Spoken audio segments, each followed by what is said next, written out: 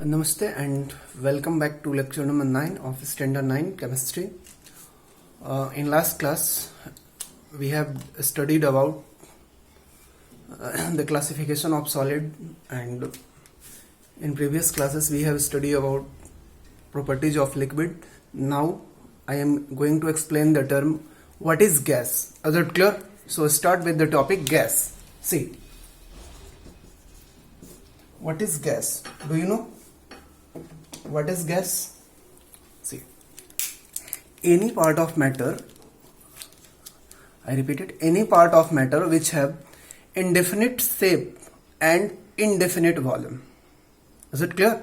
I repeat it, any part of matter which have indefinite shape and indefinite volume is known as gas.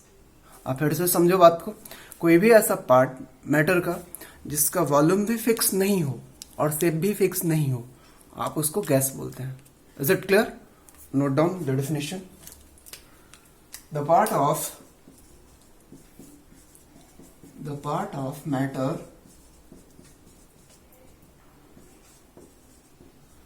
which have indefinite shape and indefinite volume is called as gas. Is it clear? Note down. The part of matter which have definite shape, indefinite shape and indefinite volume. Is it clear? The part of matter which have indefinite shape and indefinite volume is known as gas. Is it clear? See, the example CNG. Is it clear? Oxygen, nitrogen, etc. Okay, written. Write down first.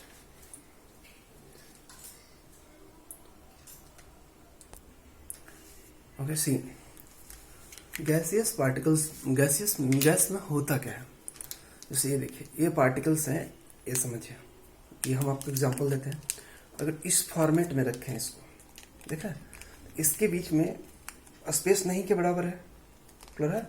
ऐसे कर लें, इसको space नहीं दिख रहा है, इसको थोड़ा दूर कर दें तो ये आपको स्पेस दिख रहा. इससे पहले वाला स्टेट सॉलिड था और इसको ऐसे कर दें तो ये गैसियस स्टेट आ गया. आई बात समझ में? फिर से आप इसको नोट करिए, आपको समझा रहा है कि कोई भी ऐसा पार्ट मैटर का जिसमें आप जो पार्टिकल्स हैं उसके बीच में फोर्स नेग्लिजिबल हो, दो एटम या एलिमेंट के बीच में फोर्स क्या हो? नेग्लिजिबल. और जब फोर्स नेग्लिजिबल होगा तो वहां पे स्पेस बढ़ जाता है, मतलब इंटरमॉलिक्यूलर फोर्स नेग्लिजिबल हो. आई बात समझ में? और इंटरमॉलिक्यूलर स्पेस बहुत ज्यादा हो, उस पार्ट को भी हम लोग गैस बोलते हैं. I repeat it, the part of matter in which intermolecular force is negligible, नहीं के बराबर हो, and intermolecular space is large, that part of matter is also defined as what? Gas. Is it clear? Next is properties of gas. Properties of gas. First, जैसा हमने आपको बताया कि इसके पार्टिकल्स के बीच में जो होते हैं वहां पे मॉलिक्यूल्स के बीच में या पार्टिकल्स के बीच में या एटम के बीच में इंटरमॉलिक्यूलर स्पेस नेग्लिजिबल होते हैं या लेस. तो आप नोट करिए इसको. They have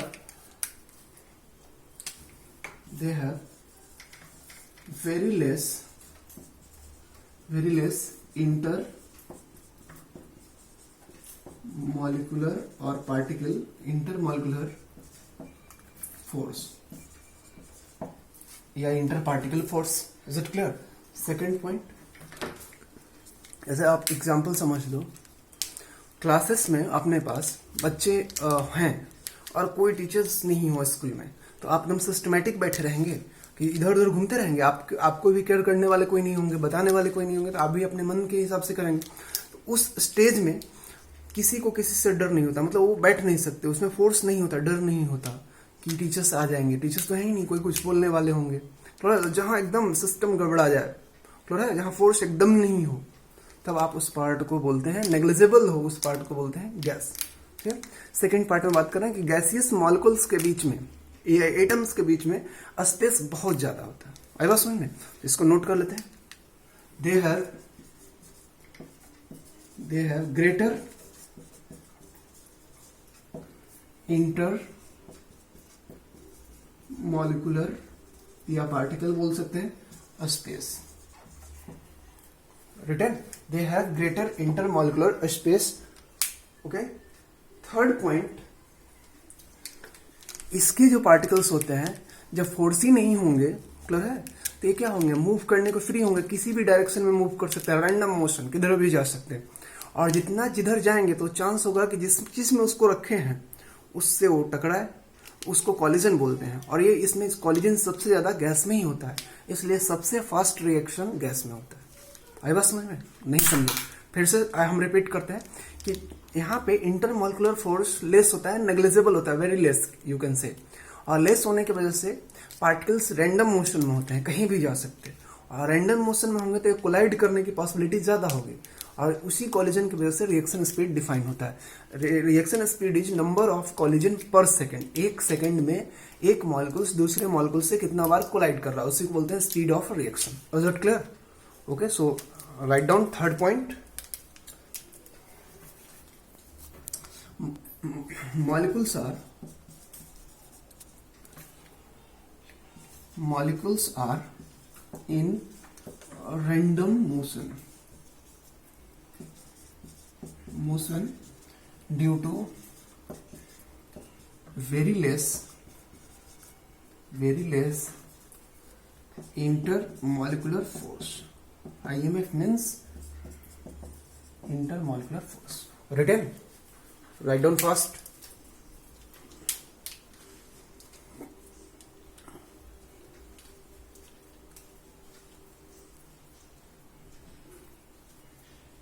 Completed?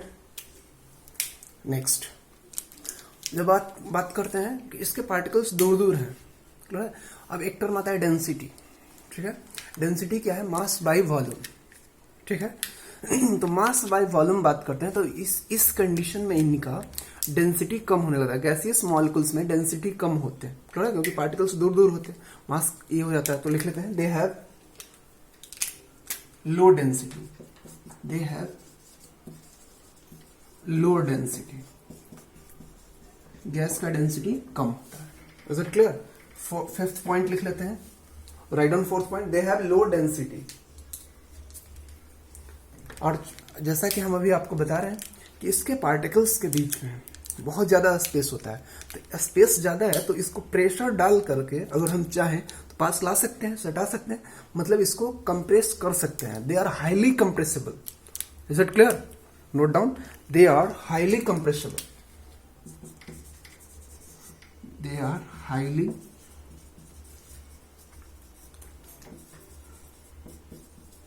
compressible.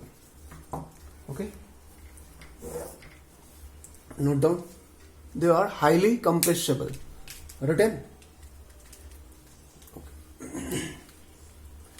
Next point, can I erase it? Wait, I'm erasing it. Next property, what is the term diffusion?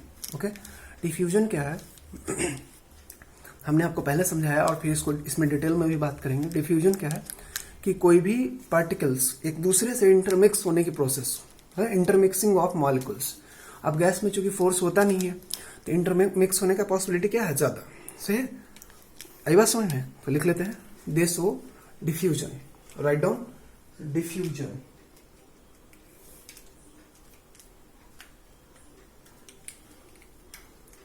They are easily diffused.